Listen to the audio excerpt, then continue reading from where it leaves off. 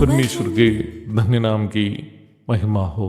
प्रभात मनन के सत्र 2908 में आप सभी का बड़े प्रेम के साथ स्वागत करता हूं। आइए आज के मनन के लिए हम पढ़ते हैं प्रकाशित वाक्य अध्याय 11 पद 13। फिर उसी घड़ी एक बड़ा भूकंप हुआ और नगर का 10वां भाग गिर पड़ा और उस भूकंप से 7000 मनुष्य मर गए और शेष डर गए और स्वर्ग के परमेश्वर की महिमा की। प्रभु के दासों की मृत्यु पर लोग जश्न मना ही रहे थे। यरूशलेम शहर में एक भयानक भूकंप हुआ जिसमें 7000 लोग मारे गए। एक ही शहर में 7000 लोग मारे जाना एक छोटी सी बात नहीं है। यरूशलेम की जनसंख्या लगभग 11 लाख है। उनमें से मारे जाने वालों की केवल संख्या है 7000। आप ये अवश्य जानते होंगे कि 7000 लोग यदि मारे जाते हैं तो घायल हुए लोगों की संख्या कितनी होगी, संपत्ति का कितना नुकसान हुआ होगा। इसका मतलब एक भयानक भूकंप ही होगा। लोगों के पापों को उन्हें अवगत कराने और उन्हें पश्चाताप के अनुभव की ओर अगुवाई करने के लिए परमेश्वर ने जिन दासों को भेजा था, उनकी मृत्यु पर दुनिया आनंद मना रही थी। दुनिया कभी भी उनके पापों के बारे में उन्हें याद दिलाने वालों को पसंद नहीं करती है। दुनिया ऐसे प्रचारकों को पसंद करती है जो उन्हें उनके पापों के विषय में नहीं चेताता हो। The world likes such preachers who do not hurt its sentiments by warning of its sins. अंतिम समय की कलीसिया की अवस्था के बारे में प्रेरित पौलुस अपने शिष्य तीमुथियुस को लिखते समय इस प्रकार कहा, क्योंकि ऐसा समय आएगा जब लोग खरा उपदेश न सह सकेंगे पर कानों की कुचली के कारण अपनी अभिलाषाओं के अनुसार अपने लिए बहुत से उपदेशक बटोर लेंगे और अपने कान सत्य से फेर कर कथा कहानियों पर लगाएंगे। दूसरा तीमुथियुस अध्याय 4 पद 3 और 4। इसका मतलब अंतिम दिनों में कलीसिया भी जो स्वभाव उन्हें दिखाना चाहिए उसे ना दिखाकर संसार का स्वभाव दिखाने लगेगी।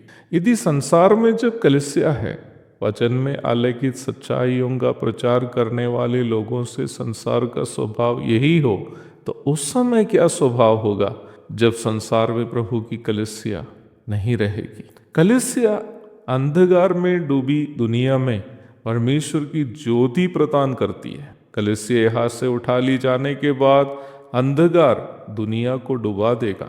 निम्न आत्मिक अंधकार में थोड़ी ज्योति देने के लिए जो 2 सेवक प्रभु की ओर से आए उन्हें मसीह विरोधी मार दिए, परंतु प्रभु ने उन्हें जिंदा करके अपने पास बुला लिया। पुनः अंधकार में डूबे संसार पर परमेश्वर का प्रकोप उतर रहा है भूकंप के द्वारा। भजन 50 की 4 में हम इस प्रकार पढ़ते हैं, वह अपनी प्रजा का न्याय करने के लिए ऊपर के आकाश को और पृथ्वी को भी पुकारेगा।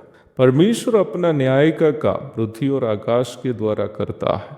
मूसा के विरोध में बलवा किए हुए कोरह, दातान, अबीराम आदि लोगों को पृथ्वी मुंह खोलकर निगली हुई घटना हम गिनती की पुस्तक 16वां अध्याय में पढ़ते हैं।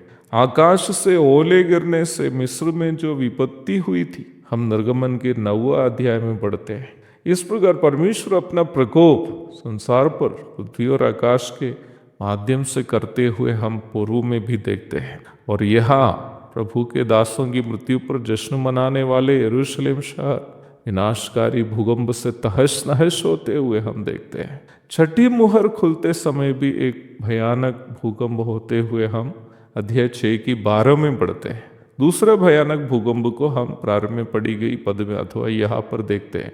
पुनः प्रकाशित वाक्य अध्याय 16 की 18 से 20 तक के भाग में सबसे बड़ा भूकंप होते हुए हम देखेंगे।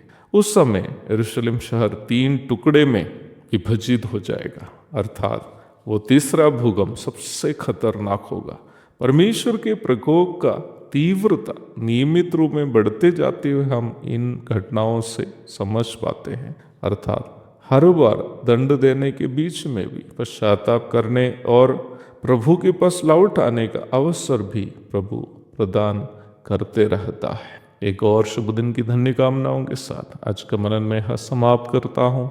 प्रभु आप सबको आशीष दे। आमीन।